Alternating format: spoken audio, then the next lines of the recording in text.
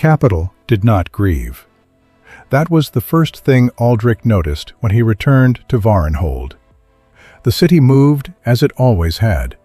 Merchants arguing over grain weights, children chasing gulls away from fish stalls, priests swinging their bronze censers in slow, bored arcs before temple doors.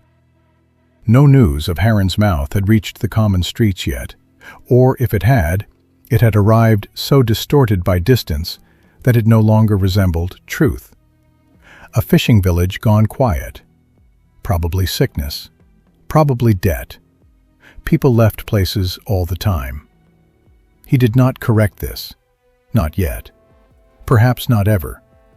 He had ridden 4 days from the coast, with the truth sitting behind his sternum like a swallowed coal. Not burning, not yet, but present and warm and patient. He had passed through 3 towns on the return journey. He had watched people in those towns the way he had never watched people before. The woman at the well who paused too long. The innkeeper who asked no questions. The child who did not wave. He had told himself it was exhaustion. He had almost believed it. Almost.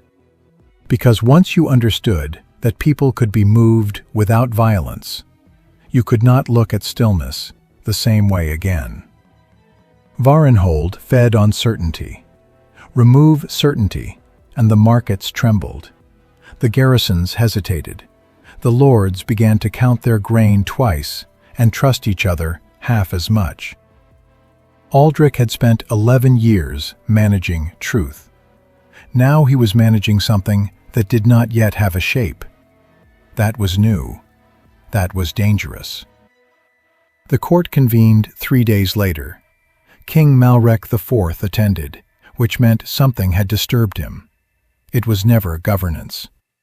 He sat at the head of the long amber table like a man placed there as a reminder rather than a ruler. Not yet old, but worn incorrectly. Rings too large. Eyes too absent. Wine already poured. Aldrich took his place at his left. He watched the room. Holst calculating. Cord sharpening. The younger lords pretending. The physician measuring decay. And at the far end, Sir Cale Thorne, still watching, as always. Aldrich spoke of Heron's Mouth carefully. A coastal irregularity. No violence. No confirmed deaths. Investigation ongoing. He did not say, taken, moved, kept. He watched their faces. Holst saw cost. Cord saw leverage. Malrek saw inconvenience. "The coast is always trouble in autumn," the king said. "Storms push people inland." "There were no storms," Aldrich replied. "Sickness." "No bodies." A pause, then with quiet satisfaction. Then they left. The room accepted it because it was easier. Aldrich allowed it because it was necessary. "Not left." The voice came from above. Elira Vane. She stood in the gallery as if she had always been there. "The Lord Regent is being generous," she said mildly. "He is allowing you to misunderstand." No one interrupted her. No one ever did once she began. "Warm hearths, untouched food, no flight, no fear." She rested her hands lightly on the stone. "People do not leave like that. People leave in disorder, in haste, in argument." Her gaze moved across the room. These people left in obedience. Silence settled. Not shock. Recognition. "The question," Elira continued, "is not who took them. It is when they were made ready to go." Aldrich watched her closely. She was not introducing new knowledge. She was claiming it. That was the danger. At the far end of the table, Cale Thorne finally spoke. "If they were prepared," he said quietly, then the movement is not the beginning. The room turned toward him. It is the end of something, he finished. Something that has already happened. That was all. It was enough. The king drank. I see no crisis, Malric said. Villages move. People migrate. This is not war. No, Elira said softly. It is not. And that was worse. The session dissolved, not in noise but in calculation. Information moved faster in corridors than in chambers. Aldrich remained seated. Cale remained with him. She knew, Aldrich said. Yes. Before the session. Yes. Someone told her. Cale's expression did not change. I know who it wasn't, he said. That is a smaller list. Aldrich exhaled slowly. Cale moved toward the window. If this is infiltration, he said, almost idly, then the question is not who they replaced. A pause. It is who they chose to leave untouched. Then he left. That night, Aldrich gave his first real order, not to the court, not to the army, to shadows. 3 names: a steward, a records clerk, a kitchen supervisor.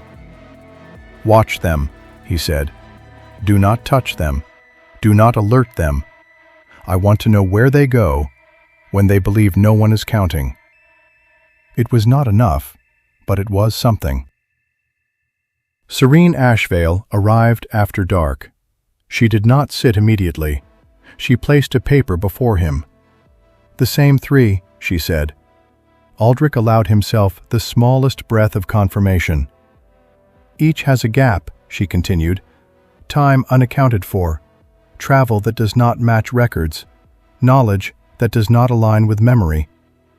She looked at him directly. They are not imposters.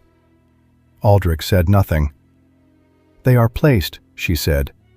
Put where someone else used to be. Given just enough truth to belong. The room grew quieter. They are not perfect, Serene continued. They make small errors. Names spoken slightly wrong. Habits that do not match history. Knowledge that comes too slowly, or too quickly.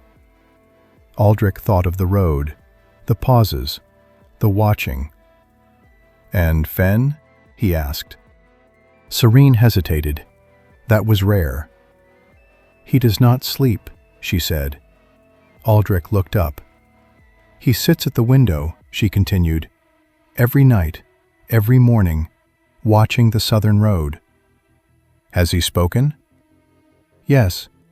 A pause. He asked the servant this morning, Serene said carefully, why the man in the gray cloak was still here. Aldrich's voice lowered. What man?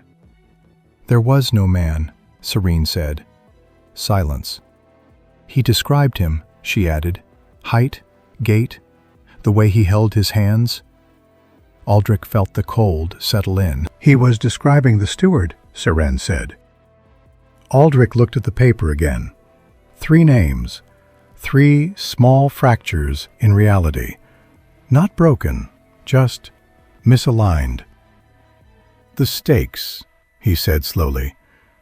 At Heron's mouth. Serene nodded.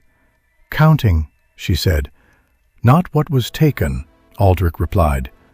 What was placed. The realization did not arrive like fear. It arrived like arithmetic, cold, precise, irrefutable. If this is happening here, Serene said, then it has been happening longer than we think. Yes. And the people brought in, she continued. They would need time to learn. Yes. Or they were taught before they arrived. Aldrich did not answer. He did not need to. Outside, Varenhold moved through the night, unaware, unchanged, certain.